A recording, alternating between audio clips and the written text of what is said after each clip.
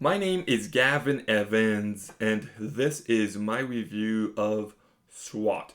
And I watched this movie once, like almost 2 decades ago, but I remember nothing about it.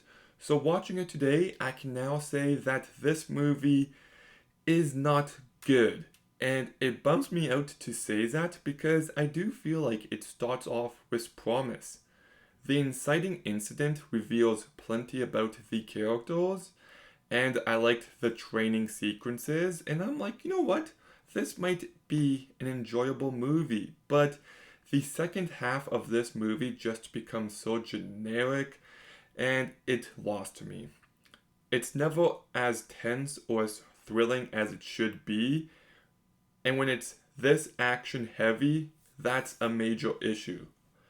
Like, the second half of this movie is mindless, but it should have been captivating. It should have been tense, and it's just nothing.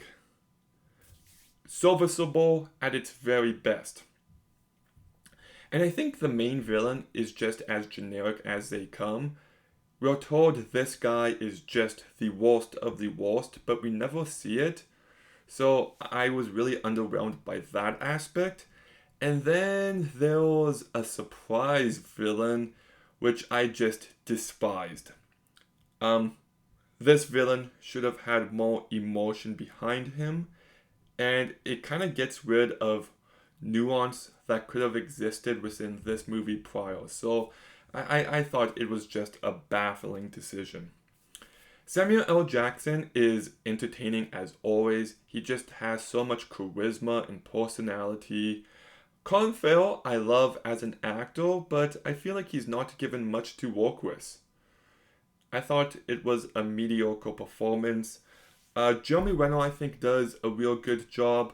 Michelle Rodriguez plays Michelle Rodriguez, and she's fine at that. LL Cool J, Josh Charles, Brian Van Hart don't stand out in any way, and Olivia Martinez is just a very flat villain. And yeah, like this movie just has some terrible writing in it.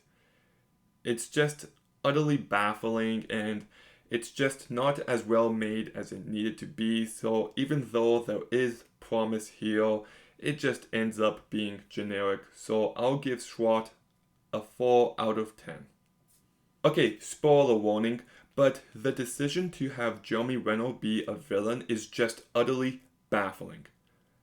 There was no evidence of him being a villain prior to the second half of this movie. His frustrations with Colin Farrell are completely understandable. That conflict I thought was really compelling. And then you just throw out any nuance and you just make him out to be a paint by numbers villain. It's such a stupid decision. And then they don't explore his relationship with Colin Farrell enough, so there's just no emotion. Like, it goes from friends and partners to enemies, and you feel nothing. So that entire aspect is just terribly handled. But S.W.A.T, have you seen it? What did you think? Let me know in the comments down below. Make sure you like, comment, subscribe. Stay tuned for more videos soon. And Gavin